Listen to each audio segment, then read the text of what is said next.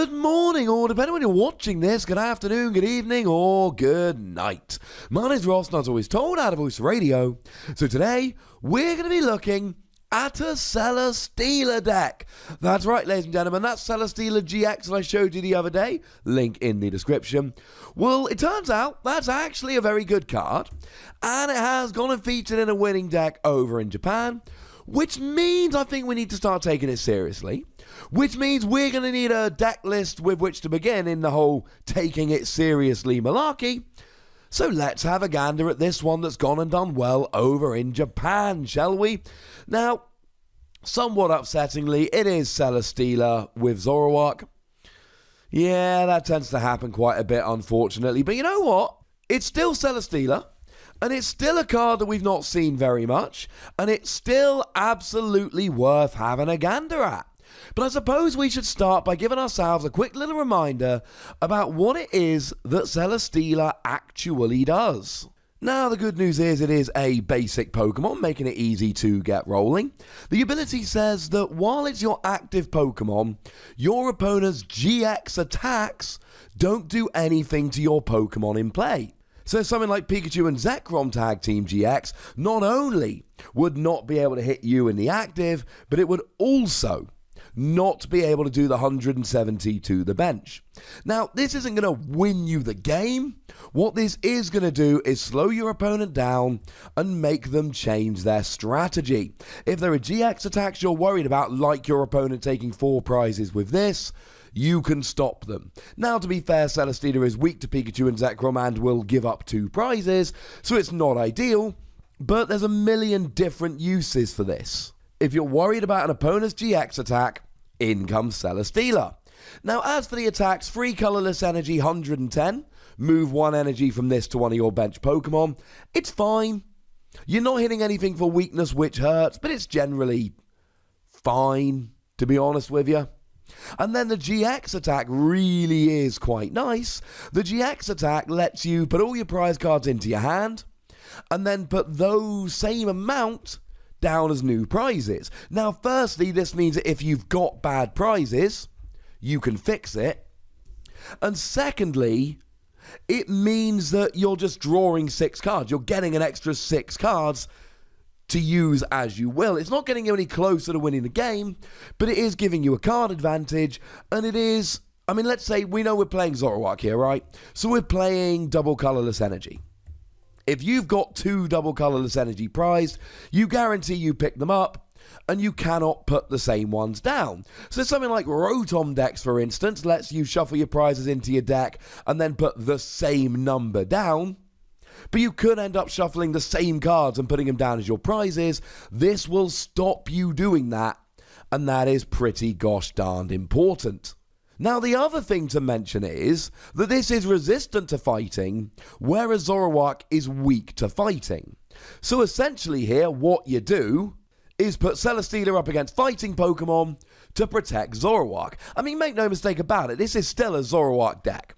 We're still playing a heavy Zoroark line. We're still going to be using Riotous Beating for a double colorless energy. We're playing 4 of them. We're still going to be using trade to draw cards throughout the game. The difference here is, oh, I'm weak to fighting. Oh, there's something like a Boswell coming up. Celesteela, ladies and gentlemen, has got yo back. And that essentially is the deck. But we have another great little trick here. And it is Jirachi Prism Star. You see, Jirachi Prism Star, if you take it as a face-down prize card, you can pop it on your bench and take an extra prize. Now, Celesteela does not take prizes. Celesteela picks up prizes.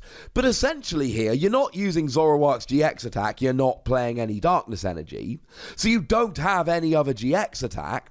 So essentially, what you're probably going to do is use this if Jirachi's not prized. You search your deck the first time you play something like an Ultra Ball, and then if we see that Jirachi is prized, you don't take your prizes. If it's not, you take your prizes, and it more than doubles the chance of putting Jirachi in your prizes. Because you're going to play your Ultra Ball, your Nest Ball, etc. first. You're going to thin your deck as much as you can, and then you're going to use this GX attack to hopefully put Jirachi down into your prizes. And that, ladies and gentlemen, could work very nicely. There's no Makago here to make sure it definitely does go into your prizes. But that's alright. It gives you a decent chance. We've then got one Tapu Lele just to search out supporter cards, and we also see one copy of Tapu Koko just to spread damage. I mean, look, we're playing double colorless energy, so why not? And between Tapu Koko spreading attack and Celesteela's GX attack, we've got good options for turn 1 going second. Usually, if we go second, we can attack, but there's nothing we want to do because we can't attack with Zoroark. We've got some really nice options here. I should also mention we're playing a single copy of Mr. Mime here. Stops your opponent playing Ace Roller, which, yeah, it's an Ace Roller counter, especially with Tag Team GXs running around trying to heal themselves up when you can't one-hit KO. And this is not a one-hit KO deck. This is a two-hit KO deck. So this is the kind of deck against which your opponent will be able to take advantage of Ace Roller. Mr. Mime stops them doing so. Now, in terms of energy, the only thing we need to know, obviously, apart from double colorless energy, we're playing Beast Energy. Of course we're playing Beast Energy. Means you do an extra 30 damage with Celesteela. Frankly, ladies and gentlemen, why would you not? Now, in terms of the trainers here, it is not 100% clear.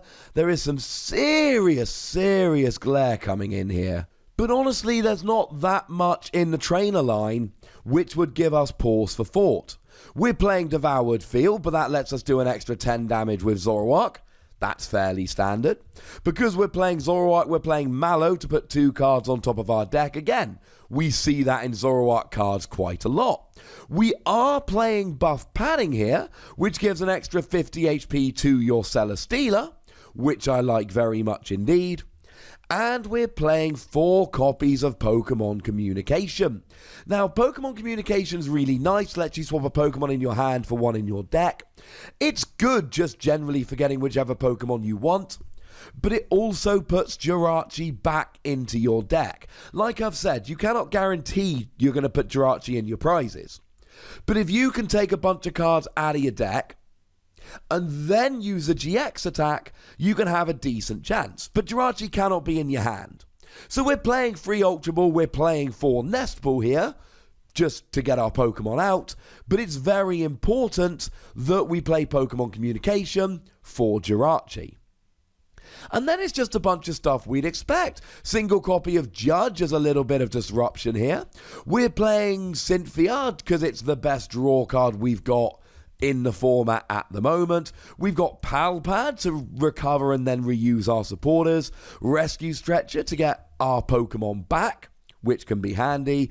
We've got Choice Band here, so we can do a little bit of extra damage with our attacks. Guzma to work as both a gusting effect, drag something active to KO it, and a switch. And 2 copies of Ace Roller so you can heal up. We also have 1 copy of Professor Kukui here, and it's quite nice. This brings you into one-hit KO territory, because generally speaking, your Zoroark does 120 with a full bench, then Choice Band 150, Devoured Field 160, now Professor Kukui puts you up to 180, so you can actually one-hit KO something like a Blacephalon here, which you wouldn't otherwise be able to do. Similarly, Celesteela, you're hitting 110, but with Beast Energy, you're up to 140. Choice Band, you're up to 170. That's already Tapu Lele territory. But then with a Professor Kukui here, you're up to 190. So there's something like Boswell GX. Professor Kukui can help you to hit the numbers quite nicely here. And I'm afraid the other cards there are just too glary. We might see Switch, an old school Switch, but I don't know 100%. I'm afraid even my powers of Pokemon observation cannot determine what those cards are. Although if you do know, ladies and gentlemen, please do let me know. I think of the 2 hidden ones, I think the top one is an old school Switch, the one with Lucario on. But the one underneath, I can't see it, ladies and gentlemen. I'm very sorry. But either way, this is fun. Celesteela, and we're not talking a 1 Celesteela tech, we're talking a 4-3 Zoroark line and 3 Celesteela going and winning a tournament in Japan, and let's not forget we've got Jirachi Prism Star in there as well. I love it. I absolutely love it. But I would like to know if you love it, ladies and gentlemen. So please do let me know in the comment section. Go nuts. But please do remember the rule. Be nice, would ya? And then make sure you like this video, subscribe to this channel, follow me on Twitter at @TheWassy, and Twitch for some live action at twitch.tv/PTCGRadio.